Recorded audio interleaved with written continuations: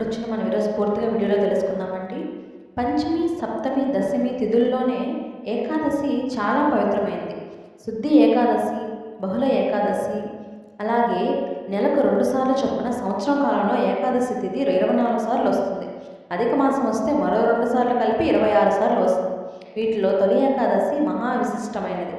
మరి ఇంతటి విశిష్టమైన రోజు తొలి ఏకాదశి ఈ సంవత్సరం ఎప్పుడు వచ్చింది, ఆ రోజున ఏం చేయాలి వంటి వివరాలు ఇప్పుడు తెలుసుకుందాం. తొలి ఏకాదశి ప్రాముఖ్యత ముందు మనం తెలుసుకుందాం. ఆషాఢ మాసంలో తొలి ఏకాదశిని కూడా దేవసాయాని ఏకాదశి, పద్మనాభ ఏకాదశి, హరిసాయన ఏకాదశి అని కూడా అంటారు.